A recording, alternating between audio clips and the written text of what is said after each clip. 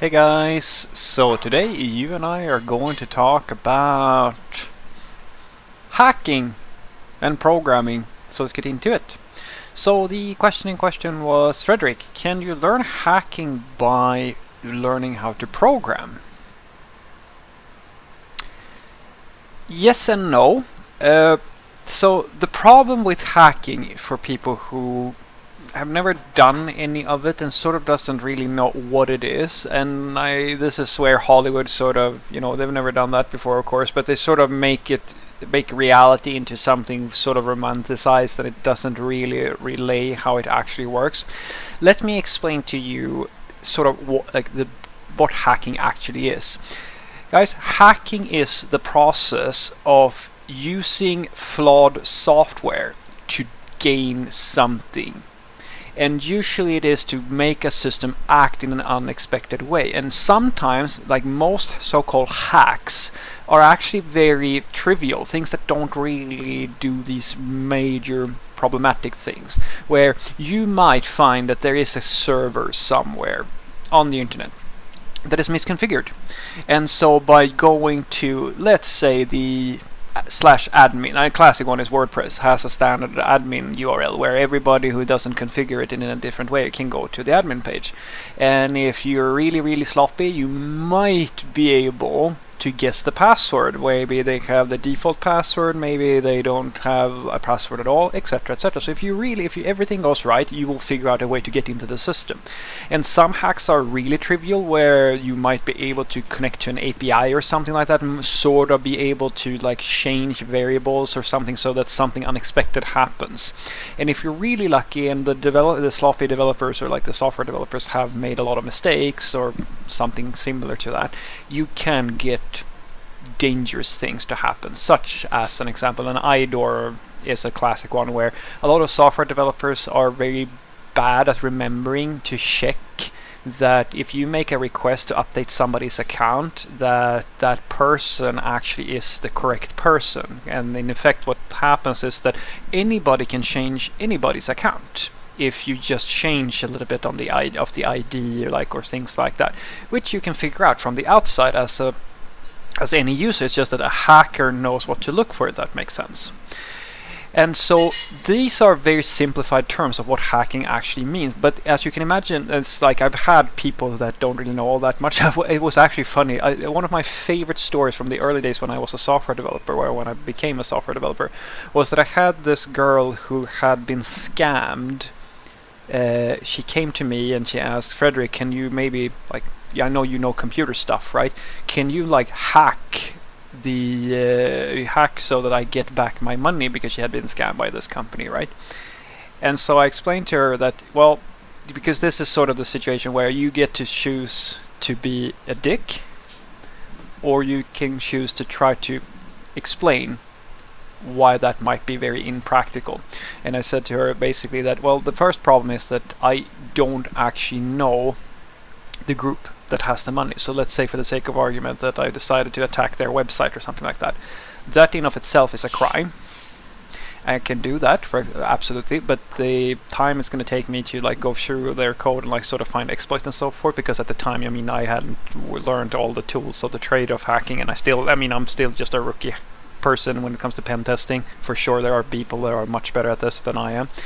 But at least I know the basics of how the different usual way you do it, how it works. But this person had this idea that I could do it in a movie, very quickly. And then I said, well, so I can't probably do much there.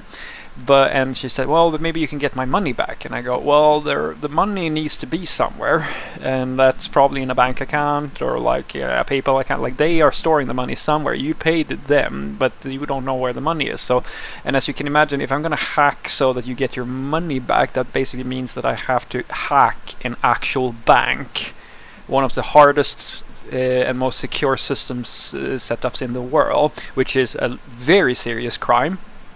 And I'm gonna, and as you can imagine, if I'm gonna move around numbers in their systems and then not have that be traced back to myself and you, well, let's just say that the skill set, like everything that is required for me to do that, is worth more than this tiny little, I think it was like 200 euros or something like that. It's almost $200, depending on where you are, in terms of cash, right? It's just not like it's enormous amounts of risk and work for such a small amount. But this is the thing that people don't really understand about hacking. And so by learning how to program, you have to realize that what you're actually doing is that you are learning to build the software that the hackers are trying to figure out how to break. So it's sort of like, when I, as an example now, when I do these sorts of pen testing type of exercises and so forth, my main problem is that I don't know all the cool, say, like there are many people who do this a lot better than me. Like they know about tools that sort of automate many things for you, and some like tools are very good, like where you basically upload an exploit. And so these are things that are new to me that I learned so I can do things in a faster and more sustainable way. But the thing that I know as a programmer is how the actual code works. And I can actually build the software. Like guys, if you don't know that, guys, most of the code, the hackers, they don't actually know programming all that well, because most of what pen testing these days is down to knowing how to use a set of tools. It's in a very philosophical way. You can think of the standard hacker that is not like a full-fledged software developer as a quality assurance person or a tester or something like that. It's just that they have very specific skill sets and usually a deeper understanding of like security and so forth, where they have tool suites, and some of them are like third-party systems. You can literally go and buy this software yourself and just sit and play with it and learn it, and you don't have to be a programmer to be a hacker, or a pen tester, which is probably the better term to use.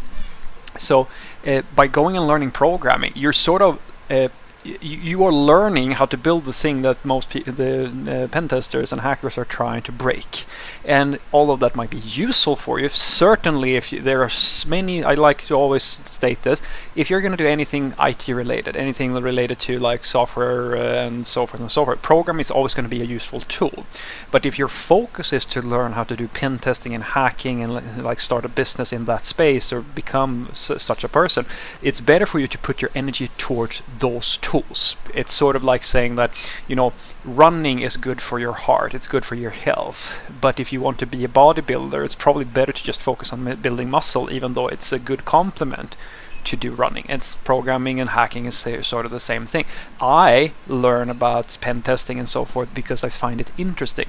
Most of my coworkers don't, which of course is not the world's best thing, because a lot of software developers are very weak in security understanding and understanding how to build robust systems. But for me, it's just a personal interest. So of course, some of the learnings that I get from really good pen testers and hackers and bug bounty hunters and stuff like that, they show me sort of like how do they usually break into these systems and how do they find exploits, and I kind of go, cool, I'll remember that now when I'm writing the software, so that I don't make those mistakes that they use in order to get into the system. Therefore, I get my system, like my code, actually improves. And vice versa, if a hacker or a pen tester knows how to program, they can automate more things, and it's easy for them to sort of get a vibe on what's going to work, what's not going to work, and so forth and so forth. So there are benefits and overlaps, but it's not really a good idea to learn to try to be a programmer in order to become a hacker. It's better to just focus, in my opinion. So what I want you to take away from this is that yes, you can learn hacking by doing programming, and as you can imagine, me as a software developer, when I first started learning about pen testing and hacking, stuff like that, most of the tools that everybody is sort of using, I was like, yeah, alright, you're gonna do, an example would be, oh, you're gonna try to do a brute forcing of a simple thing, like a brute force of passwords.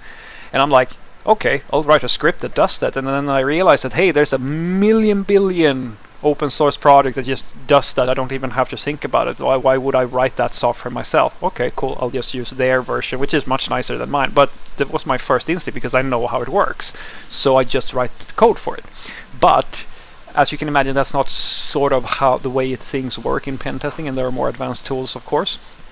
So my tip to you is that if you want to learn hacking, focus on learning hacking, and then when you know that, it's great if you can learn some programming, but you don't have to think they are they are both dealing with the same sort of concept, but from very different perspectives and very different tool suites. It's not really a good idea to try to get good at programming in order to be good at hacking, and vice versa, because they're so, like, even though it's all code at the end of the day, it's very different in terms of skill sets, because a hacker or a pen tester at the end of the day doesn't actually need necessarily to know how to write software. And a software developer, although it's very useful for you to know how different exploits, like the common exploits, work in your day-to-day work, you never use most of the stuff that the pen testers are using in order to, get bug bounties and things like that. It's really very little that overlaps in these two roles within IT. Have a great day.